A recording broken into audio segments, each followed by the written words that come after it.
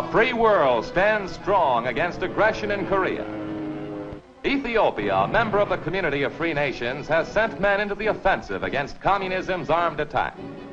Ethiopia is helping to combat the menace in Korea. It is not strange that Ethiopians should be fighting aggression so far from home, for they have taken their rightful place among the free and independent nations of the world.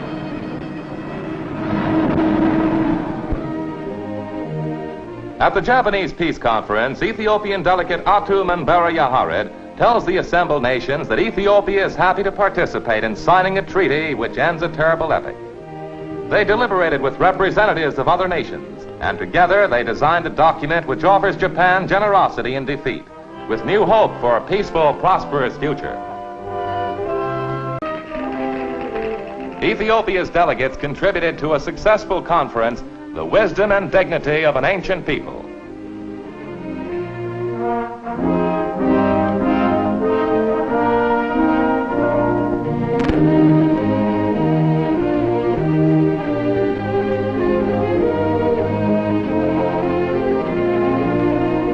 Recognition of Ethiopia as a factor on the world scene led to the recent signing of a treaty of friendship and commerce between Ethiopia and the United States.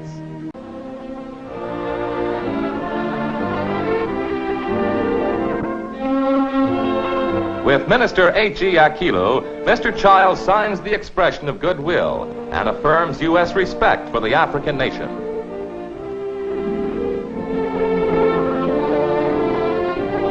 Later, at the Imperial Palace, His Imperial Majesty Haile Selassie receives the ambassador and his staff. His Imperial Majesty's signature completes the ceremony.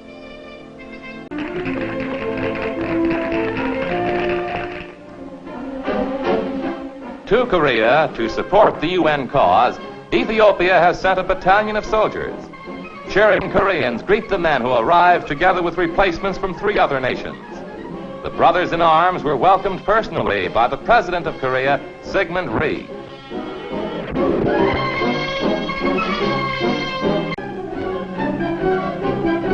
Previously, Ethiopia contributed $100,000 for medical assistance to the men of other nations already in the battle.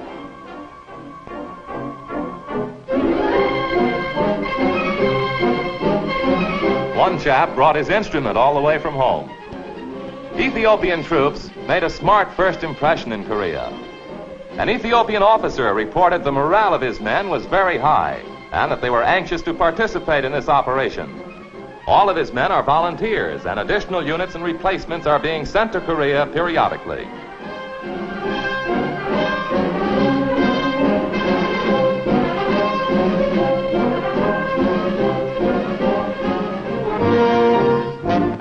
Here, the battalion's first campsite is established. This rough Korean terrain is an ideal training ground for an introduction to Korean battle conditions. To make the several United Nations forces a more efficient team, everyone uses the same types of weapons and ammunition. This means getting acquainted with new or slightly different equipment. Hence, the preliminary orientation course for already well-trained soldiers. UN officers said they welcome this effective addition to their fighting strength. They commented that the Ethiopians' previous training at home, where the rugged mountains are similar to those in Korea, would add to the know-how of the United Nations forces.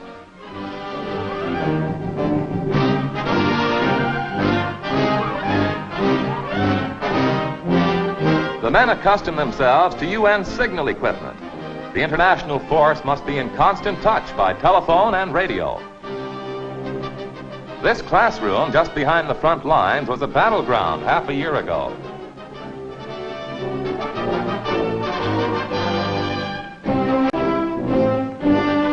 This man is getting acquainted with his newly acquired accessory called a canteen cup. Foot soldiers working with tanks are making important gains in Korea. The men get an insight into the effectiveness of the new combat equipment.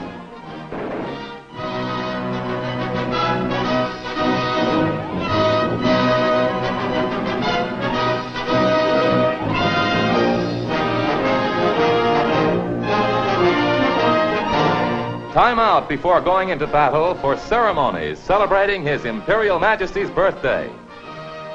An officer reads a message from the Emperor. Dances reminiscent of happy moments at home are the order of the day.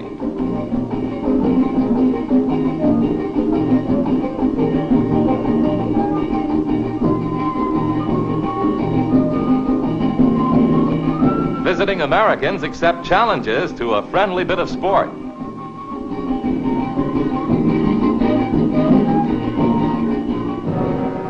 The men collect their equipment and assemble for the trip to the battlefront. Soon they will be fighting alongside other soldiers from the United Nations. With their aid, the communist aggressors will be repulsed.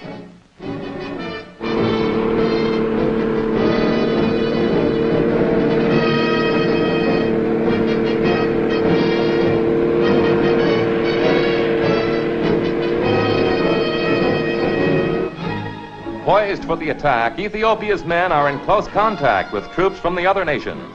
Side by side, they enter the battle.